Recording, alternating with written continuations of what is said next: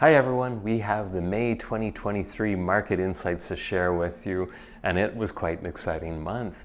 There is some news that I'll share with you at the end of this video that might temper or dampen some of this a little bit, but we'll see.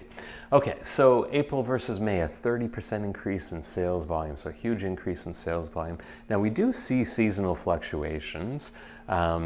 Usually April or May are one or the other is the peak month in the Ottawa real estate market, so it appears this year as if it was May. Active listings went up very slightly over April, but an increase in sales, like I just mentioned, means that we've got an even tighter market than we had a month ago with 1.5 months of staying inventory. Just a refresher, 4 to 6 months of staying inventory is a balanced market. So this is a very robust seller's market, and we can see that in prices throughout this year, right?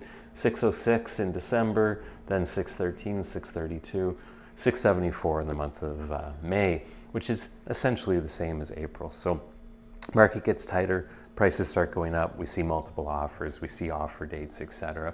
And buyers are feeling like there's not a lot to choose from, and sellers might be motivated to come into the marketplace at some point, but as it stands, inventory is not super strong, and that's really the story of what's happening.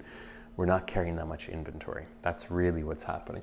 This type of sales volume, 1,932 units in a May, is not exponential. It's fairly standard if you look at a longer window, maybe not COVID window, but the real news is that we don't have a lot of inventory. So what does this look like? Again, sales are up about 6% from May a year ago, so year over year. Active listings are up about 35%. So this is why last year was even tighter and more crazy. There was really no inventory. So we have 1.5 months of standing inventory currently. We were at 1.2 in 2022 at this time.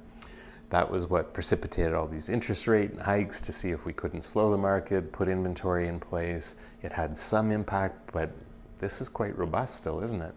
Moving on, if we take a look at prices, you'll remember from the peak price to the valley, which we saw essentially March to December, there was a 20% reduction in average sale price. And I was warning you all that some of the numbers were going to look crazy, but the truth is, if you took out that peak, we weren't having anywhere near the reduction that the peak suggested. However, if we go May over May, we're still down, right? Because we're down now 9%, and we were down 20%. So you can see what's happening. We're coming back. So 745 is the average residential sale in 2023 in the month of May versus 802 last May. Things were on their way down at 802 though, remember?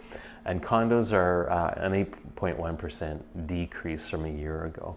So there it is. So what's going to happen next? Well, there's some conflicting information out there, so I don't, I guess, actually know, because I don't have a crystal ball. But let's say this. We have no inventory and prices are peaking. And that would suggest that prices will continue moving up and we're going to continue in a seller's market for the foreseeable future. Great time to sell. But here's the news. As of this morning, the Bank of Canada just raised the overnight rate by another 0.25%. We're trying to, quell inflation, which we still haven't got under control.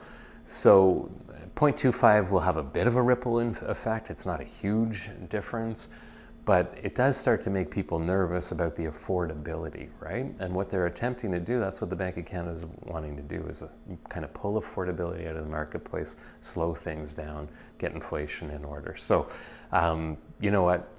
Let's see what happens. I don't think 0.25 is going to have a massive impact, but I would say this. I think as we move into June with a rate hike, we probably don't see better results than we saw in May.